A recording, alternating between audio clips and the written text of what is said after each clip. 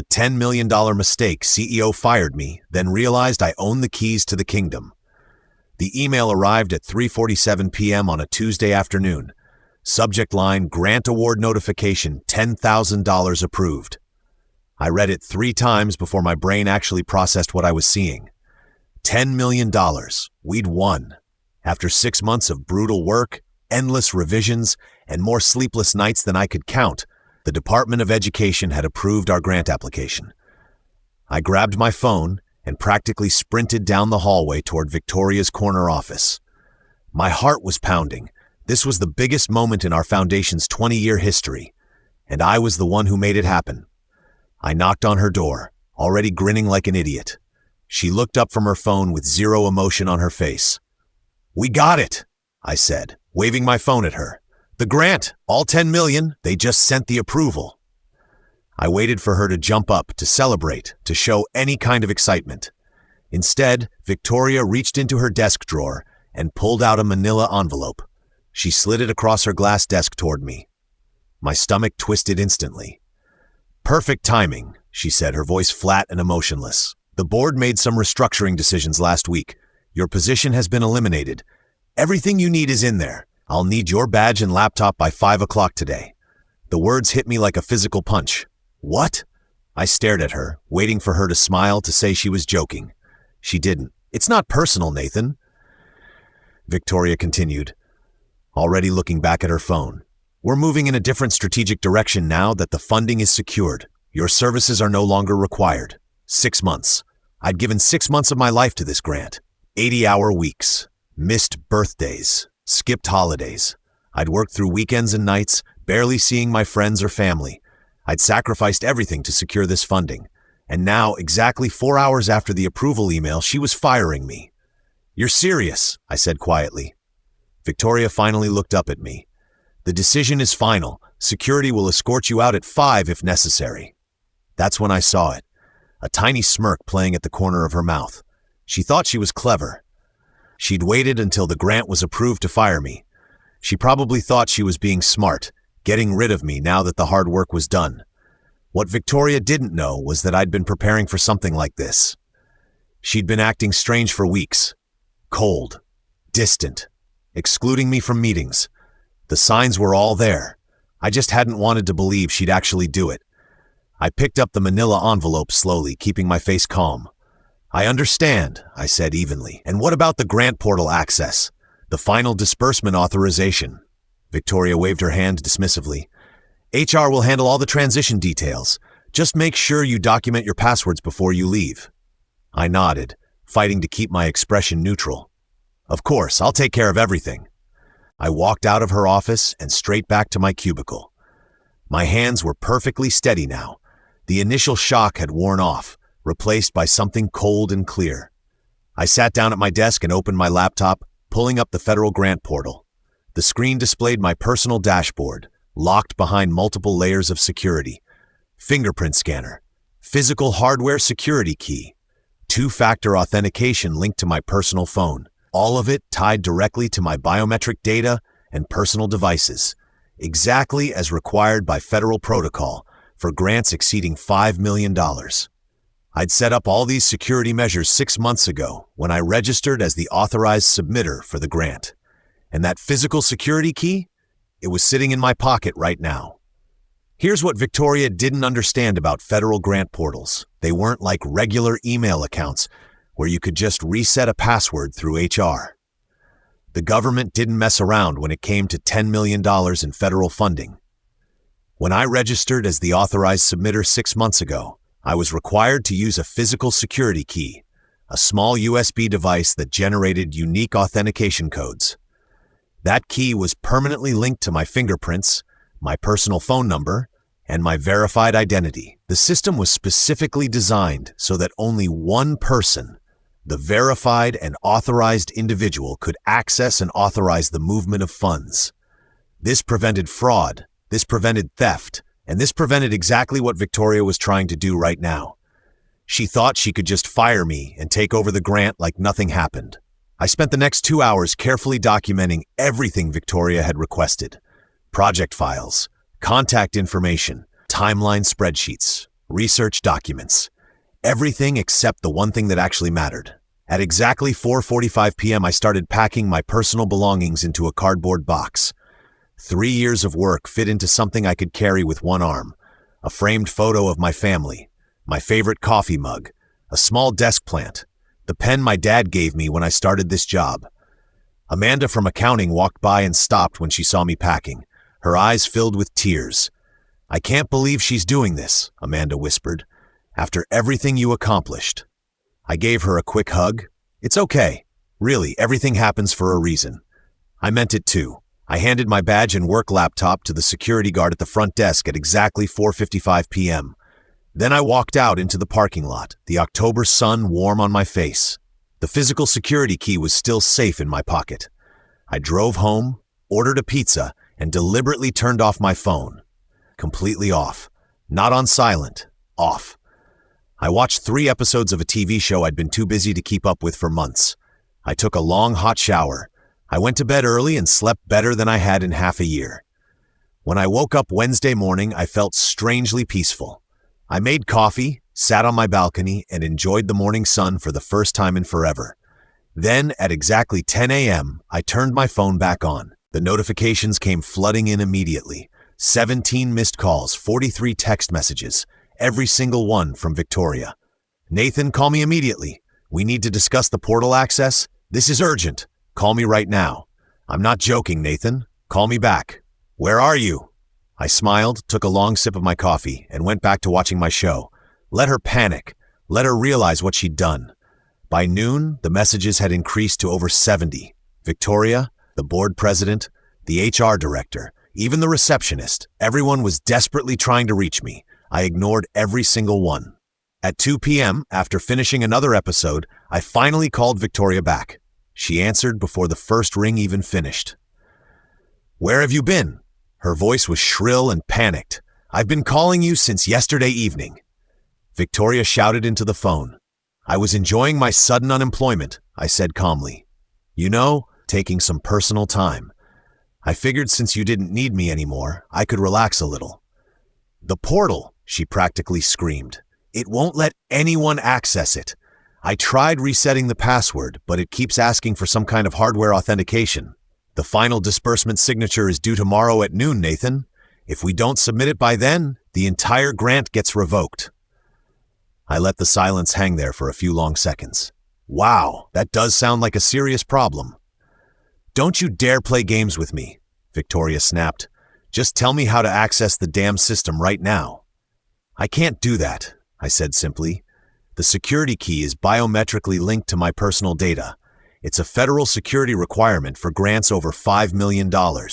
Even if I wanted to transfer access to you, the system literally won't allow it. It's designed that way specifically to prevent fraud and unauthorized access." The silence on the other end was deafening.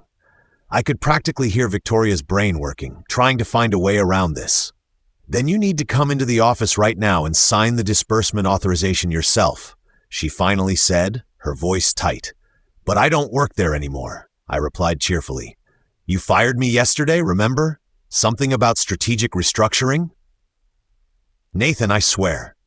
"This is extortion," she interrupted herself. "I could sue you for this." I actually laughed out loud. "Sue me for what exactly?" I asked. "For following the federal security protocols that you personally approved 6 months ago? I'm an at-will employee who you terminated without cause yesterday. I have absolutely zero legal obligation to use my personal security devices to help an organization that fired me." I paused for effect. "But I am curious about something, Victoria. How exactly are you planning to explain to the board of directors that you lost $10 million because you fired the only person in the world who could access it?" The sound she made was somewhere between a strangled cry and a growl. There was a long pause. When she spoke again, her voice had changed completely. "What do you want?" she asked quietly. "Now we're having an actual conversation," I said. "I want a contract," I said clearly. "A real employment contract, not that at-will arrangement. I want it in writing, signed by you and every single board member. And I want appropriate compensation for securing this grant. 25% seems fair to me." "25%? Victoria's voice cracked. "That's $2.5 million. Are you completely insane? Let me walk you through the math, I said calmly. Option 1, you refuse my terms. I walk away. The grant gets revoked at noon tomorrow. The foundation receives $0, and the board probably fires you by the end of the week. Option 2, you agree to my terms. The foundation still gets $7.5 million, and I come in to sign the disbursement. So tell me, Victoria, which option sounds insane to you? The board will never agree to this, Victoria said, but I could hear the fear creeping into her voice now. She wasn't angry anymore. She was terrified. Then I suggest you be very convincing when you present it to them, I replied. The clock is ticking. You have until tomorrow morning at 11 o'clock to give me an answer. That leaves you exactly 1 hour before the federal deadline. I hung up before she could respond. For the rest of Wednesday, I ignored every single call and message that came through.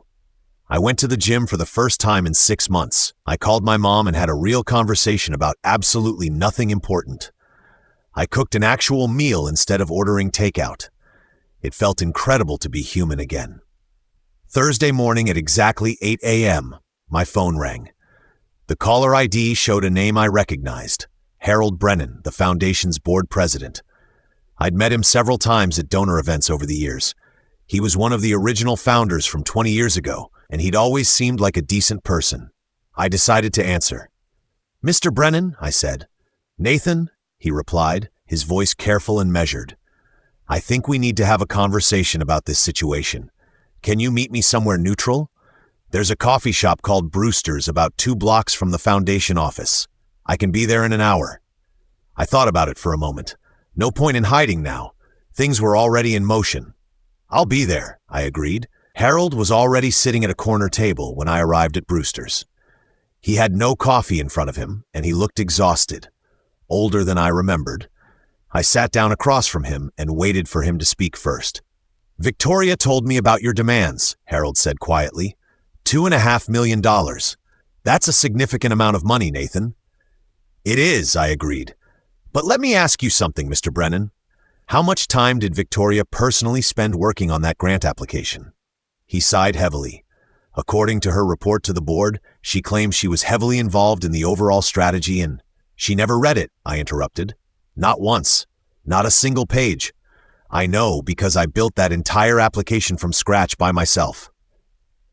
I spent 6 months on that grant, I continued.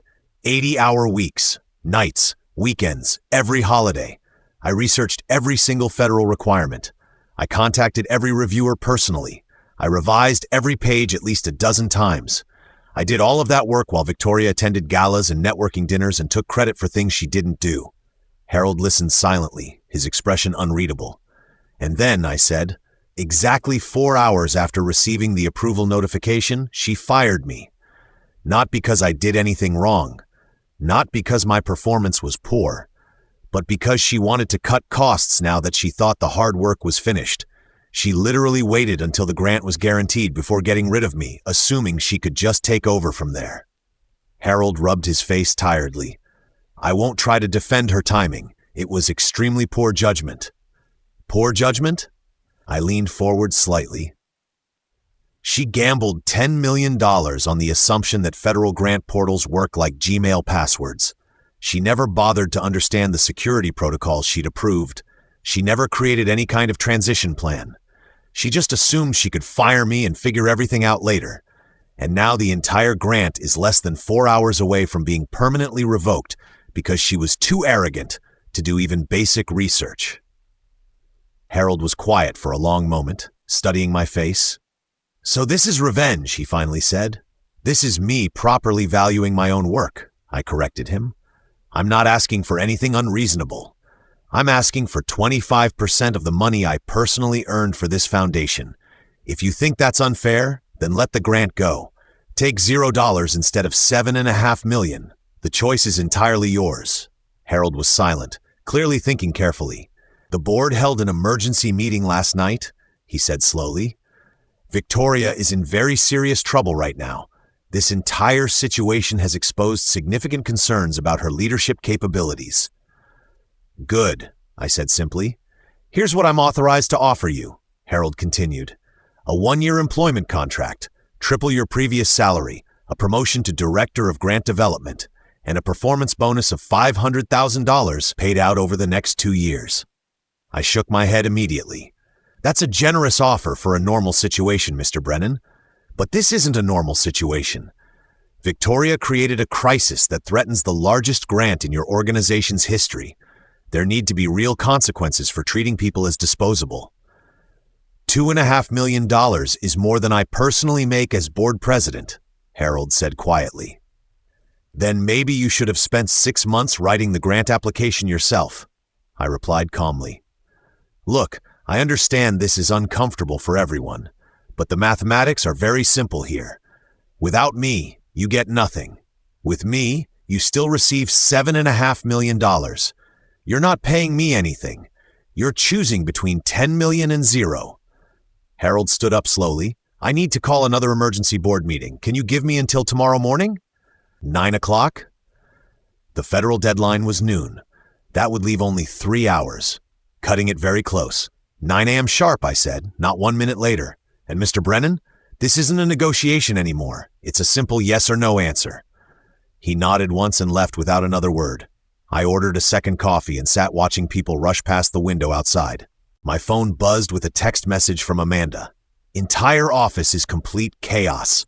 Victoria locked herself in her office. Heard the board is voting tonight on something major.